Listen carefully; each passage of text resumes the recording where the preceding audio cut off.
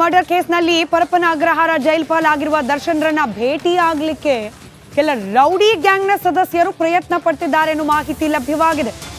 ಪರಪ್ಪನ ಅಗ್ರಹಾರ ಜೈಲು ಸೇರಿದ ದಿನದಿಂದಲೂ ಕೂಡ ದರ್ಶನ್ ಭೇಟಿಯಾಗಲಿಕ್ಕೆ ಸೈಕಲ್ ರವಿ ಅಂಡ್ ಗ್ಯಾಂಗ್ ಪ್ರಯತ್ನ ಮಾಡ್ತಿದೆಯಂತೆ. ಭದ್ರತಾ ವಿಭಾಗದ ಬ್ಯಾರಕ್ನಲ್ಲಿ ದರ್ಶನ್ ಇದ್ದಾರೆ.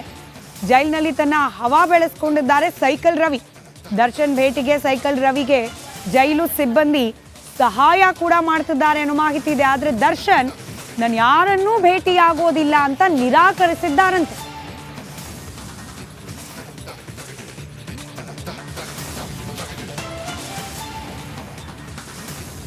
ಜೈಲು ಪಾಲಾಗಿರುವ ದರ್ಶನ್ರ ಭೇಟಿಗೆ ಅವರ ಅಭಿಮಾನಿಗಳು ಒಂದ್ ಕಡೆ ಪ್ರಯತ್ನ ಪಡ್ತಿದ್ರೆ, ಮತ್ತೊಂದ್ ಕಡೆ rowdy gang cycle Ravi and gang Darshan ಭೇಟಿಯಾಗಬೇಕು ಅಂತ ಹೇಳಿ ಪ್ರಯತ್ನ ಪಡ್ತಿದ್ದಾರಂತೆ. ಜೈಲಿನ ಸಿಬ್ಬಂದಿ ಕೂಡ ಒಂದ್ ಹಂತಕ್ಕೆ ಅವ್ರನ್ನ ಮೀಟ್ ಮಾಡಿಸ್ಲಿಕ್ಕೆ ರೆಡಿ ಇದ್ರು ಕೂಡ ದರ್ಶನ್ ನಾನು ಮೀಟ್ ಆಗಲ್ಲ ಯಾರನ್ನು ಅನ್ನೋ ಮಾಹಿತಿಯನ್ನ ಜೈಲಿನ ಅಧಿಕಾರಿಗಳಿಗೆ ನೀಡಿದ್ದಾರೆ ಅನ್ನೋ ಮಾಹಿತಿ ರಿಪಬ್ಲಿಕ್ ಕನ್ನಡಕ್ಕೆ ಲಭ್ಯವಾಗಿದೆ.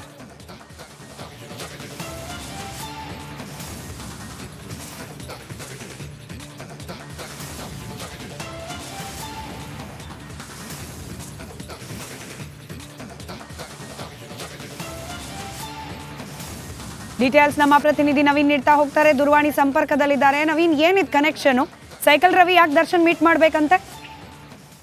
ಸ್ಮಿತಾ, ಈಗಾಗಲೇ ಪರಪ್ಪನಗ್ರಹಾರ ಜೈಲಿನಲ್ಲಿ ಒಂದಲ್ಲ ಒಂದು ರೀತಿಯ ಬೆಳವಣಿಗೆಗಳು ನಡೀತಾ ಇರುವಂತದ್ದು. ಅದೇ ರೀತಿ ಈಗ ಪರಪ್ಪನಗ್ರಹಾರ ಜೈಲಿನಲ್ಲಿ ಸಾಕಷ್ಟು ಜನ ರೌಡಿ ಶೀಟರ್ಸ್ ಗಳೇನಿದ್ದಾರೆ, ಅಂದ್ರೆ ಕೊಲೆ ಪ್ರಕರಣ ಸೇರಿ ಬೇರೆ ಬೇರೆ ಪ್ರಕರಣಗಳಲ್ಲಿ ಜೈಲು ಸೇರಿರೋರೇನಿದ್ದಾರೆ. ಇದರಲ್ಲಿ ಪ್ರಮುಖವಾಗಿ ಸೈಕಲ್ ರವಿ ಕೂಡ ದರ್ಶನ್ ಇರುವ ಬ್ಯಾರಾಕ್ ನಿಂದ ಕೆಲವೇ ದೂರದಲ್ಲಿ, ಅಂದ್ರೆ ಬೇರೆ ಬ್ಯಾರಾಕ್ ನಲ್ಲಿ ಇರುವಂತದ್ದು. ಭದ್ರತಾ ವಿಭಾಗದಲ್ಲಿ ಇರುವಂತಹ ದರ್ಶನ್ ಭೇಟಿಗೆ ಈತ ನಿರಂತರವಾಗಿ ಯತ್ನಿಸುತ್ತಿದ್ದಾರೆ ಅನ್ನೋದು ಮಾಹಿತಿ ರಿಪಬ್ಲಿಕ್ ಕಡೆಗೆ ಗೊತ್ತಾಗಿರುವಂತದ್ದು. ಈಗಾಗಲೇ ಆತ ಭೇಟಿಗೆ ಬೇರೆ ಬೇರೆ ಅಂತಂದ್ರೆ ಅಲ್ಲಿ ಒಳಗಡೆ ಸಾಕಷ್ಟು ತಂತ್ರವನ್ನ ರೂಪಿಸ್ತಾ ಇರೋದು. ನಾನು ಬಾಸನ್ನ ಭೇಟಿ ಆಗ್ಬೇಕು, ಅವರನ್ನ ಭೇಟಿ ಆಗ್ತೀನಿ ಅಂತೇಳಿ. ಯಾಕಂದ್ರೆ ಇಲ್ಲಿ ಜೈಲಿನ ಒಳಗಡೆ ಇನ್ನೂ ಕೆಲವು ದಿನಗಳವರೆಗೆ ದರ್ಶನ್ ಇರಬೇಕಾದ ಪರಿಸ್ಥಿತಿ ಇದೆ, ಕೆಲವು ತಿಂಗಳ ಒಳಗಡೆ.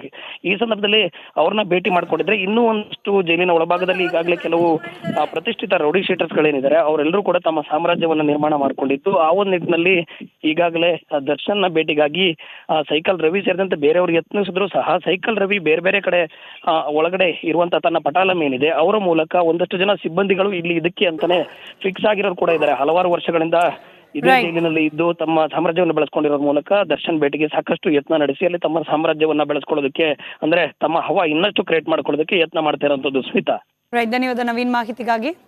ತಮಗೆ ಮಠ ಮಾಡಿಕೊಡ್ತೀವಿ ಎಂಬ ಚಂದ್ರಶೇಖರ ಸ್ವಾಮೀಜಿ ಹೇಳಿಕೆಗೆ ಸಹಕಾರ ಸಚಿವ ಕೆಎನ್ ರಾಜಣ್ಣ ಪ್ರತಿಕ್ರಿಯೆ ಕೊಟ್ಟಿದ್ದಾರೆ. ತುಮಕೂರಿನಲ್ಲಿ ಮಾತನಾಡಿದ ಅವರು, ಯಾವ ಸ್ವಾಮೀಜಿ ರೀ, ದೇಶದಲ್ಲಿ ಬಹಳ ಜನ ಸ್ವಾಮೀಜಿಗಳಿದ್ದಾರೆ, ಸ್ವಾಮೀಜಿಗಳು ಒಳ್ಳೆ ಸಲಹೆ ನೀಡಿದ್ದಾರೆ, ಆ ಸಲಹೆಯನ್ನ ನಾನು ಪರಿಶೀಲನೆ ಮಾಡ್ತೀನಿ. ಯಾವ ಬೆವರನ್ನು ಸುರಿಸದೆ ಜೀವನ ಮಾಡುವಂಥದ್ದು ಸ್ವಾಮೀಜಿಗಳು ಸಲಹೆಯನ್ನ ಕೊಡ್ತಾ ಇದ್ದಾರೆ, ಅದನ್ನ ನಾನು ಪರಿಶೀಲನೆ ಮಾಡ್ತೀನಿ ಅಂತ ವ್ಯಂಗ್ಯವಾಡಿದ್ದಾರೆ. ಯಾವ ಸ್ವಾಮಿ ರೀ, ಬಹಳ ಜನ ಅವರ ದೇಶದಲ್ಲಿ ಸ್ವಾಮಿಗಳು ರಿಯಾಕ್ಷನ್ ಕೊಟ್ಟಿದ್ದಾರೆ. ಏನಂತೆ ಒಂದು 10 ಎಕರೆ ಜಮೀನು ಕೊಟ್ಟು ಮಠನ ಮಾಡ್ಕೊಡ್ತೀವಿ, ರಾಜನವರು ಎಲ್ಲ ಮನೆ ಒಳ್ಳೆ ಸಲಹೆ ಮಾಡಿದ್ದಾರೆ, ಗೊತ್ತಾಯ್ತಾ? ಒಳ್ಳೆ ಸಲಹೆ ಇದೆ. ಸಲಹೆನ ನಾನು ಪರಿಶೀಲನೆ ಮಾಡ್ತೀನಿ. ಒಳ್ಳೆ ಸಲಹೆ ಇದೆ. ಯಾಕೆಂದ್ರೆ ಯಾವ ಬೆವರು ಸುರಿಸದೆ ಜೀವನ ಮಾಡೋದು ಅಂತಂದ್ರೆ ಆ ಸ್ವಾಮಿಗಳು ನಮಗೆ ಒಂದಂತ ಮಾರ್ಗದರ್ಶನ ಮಾಡಿದ್ದಾರೆ. ಇನ್ನು ಇದೇ ಸಂದರ್ಭದಲ್ಲಿ ಹೆಚ್ಚುವರಿ ಡಿಸಿಎಂ ವಿಚಾರಕ್ಕೆ ಪ್ರತಿಕ್ರಿಯಿಸಿರುವಂತಹ ರಾಜಣ್ಣ, ಹೆಚ್ಚುವರಿ ಡಿಸಿಎಂ ಕೇಳೋದ್ರಲ್ಲಿ ತಪ್ಪೇನಿದೆ? ಹೆಚ್ಚುವರಿ ಡಿಸಿಎಂ ಕೇಳಿದ್ದು ತಪ್ಪಲ್ಲ. ಕಾಂಗ್ರೆಸ್ ಪಕ್ಷದಲ್ಲಿ ಅಂತಿಮವಾಗಿ ನಿರ್ಣಯ ಮಾಡೋದು ಹೈಕಮಾಂಡ್. ನಾವು ಕೇಳದೆ ಇದ್ರೆ ಅವರ ಗಮನಕ್ಕೆ ಹೇಗೆ ಹೋಗುತ್ತೆ? ಅಂತಿಮವಾಗಿ ಹೈಕಮಾಂಡ್ ಅವರು ಏನ್ ನಿರ್ಣಯ ಕೈಗೊಳ್ತಾರೆ, ಎಲ್ಲರೂ ಅದಕ್ಕೆ ಬದ್ಧರಾಗಿರ್ತಾರೆ ಅಂದ್ರು. ಕೇಳಿದ್ರೆ ತಪ್ಪು. ಡಿಸಿಎಂ ವಿಚಾರ ಏನದ್ರಲ್ಲಿ ತಪ್ಪೇನಪ್ಪ ಇದೆ? ಕೇಳಿದ್ರೆ ತಪ್ಪೇನಿಲ್ಲ. ನಾವೇನು ಅಂತಿಮವಾಗಿ ನಿರ್ಣಯ ಮಾಡೋದು ಕಾಂಗ್ರೆಸ್ ಪಕ್ಷದಲ್ಲಿ ಹೈಕಮಾಂಡ್ನವ್ರು ಮಾಡೋದು. ನಾವು ಕೇಳ್ದೇನೆ ಇದ್ರೆ ಅವ್ರ ಗಮನಕ್ಕೆ ಏನು ಹೋಗ್ತದೆ? ನಾವು ಕೇಳಿದೀವಿ. ಅಂತಿಮವಾಗಿ ಹೈಕಮಾಂಡ್ನವರು ಏನ್ ನಿರ್ಣಯ ತಗೊಳ್ತಾರೋ ಆ ನಿರ್ಣಯ ಎಲ್ಲರ ಮೇಲೂ ಕೂಡ ಅದು ಬೈಂಡಿಂಗ್ ಇರ್ತದೆ. ಅದರಲ್ಲಿ ದೇರ್ ಇಸ್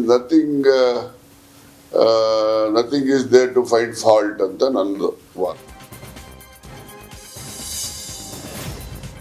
ಸಚಿವ ಸಂಪುಟ ರಚನೆ ವಿಚಾರಕ್ಕೆ ತುಮಕೂರಿನಲ್ಲಿ ಸಚಿವ ಕೆಎನ್ ರಾಜಣ್ಣ ಪ್ರತಿಕ್ರಿಯೆಯನ್ನು ಕೊಟ್ಟಿದ್ದಾರೆ. ಹೊಸಬರನ್ನ ಮಂತ್ರಿಗಳನ್ನಾಗಿ ಮಾಡೋದು, ವಿಸ್ತರಣೆ ಮಾಡೋದು ಮುಖ್ಯಮಂತ್ರಿಗಳು ಹಾಗೂ ಹೈಕಮಾಂಡ್ನವರು ಅವರು ಮಾಡ್ತಾರೋ ಎಲ್ಲೋ ಗೊತ್ತಿಲ್ಲ. ಕೆಲವರು ಪದೇ ಪದೇ ಹೇಳ್ತಾ ಇರ್ತಾರೆ, ಆದರೆ ಹೈಕಮಾಂಡ್ನಲ್ಲಿ ಬಂದರೂ ಬರಬಹುದು, ಬರದೇ ಇದ್ದರೂ ಇರಬಹುದು ಅಂತ ರಿಯಾಕ್ಟ್ ಮಾಡಿದ್ದಾರೆ. ವಿಸ್ತರಣೆ ಮಾಡೋದು, ಹೊಸಬರು ತಗೊಳ್ಳೋದು ಅದು ಮುಖ್ಯಮಂತ್ರಿಗಳು ಮತ್ತು ರಾಜ್ಯದ ಮುಖ್ಯಮಂತ್ರಿಗಳು ಮತ್ತು ಕೇಂದ್ರದ ಹೈಕಮಾಂಡ್ನವ್ರು ಮಾಡ್ತಕ್ಕಂಥ ನಿರ್ಣಯ. ಅಲ್ಲ, ಇವತ್ತಿನಾದ್ರು DCM ವಿಚಾರ ಅಲ್ಲಿ ಪ್ರಸ್ತಾಪ ಆಗ್ಬೋದಾ? ಅವರು ಮಾಡ್ತಾರೋ ಇಲ್ಲ ಗೊತ್ತಿಲ್ಲ. ಮಾಡೋರು ಮಾಡ್ತಾರೆ. ಕೆಲವು ಜನ ಈಗ ಪದೇ ಪದೇ ಹೇಳ್ತಿರ್ತಾರೆ, ನೋಡಿ ಹಾಗಾಗ್ತದೆ ಹೀಗಾಗ್ತದೆ ಅಂತ ಹೇಳೋರು ಹೇಳ್ತಿರ್ತಾರೆ. ಆದರೆ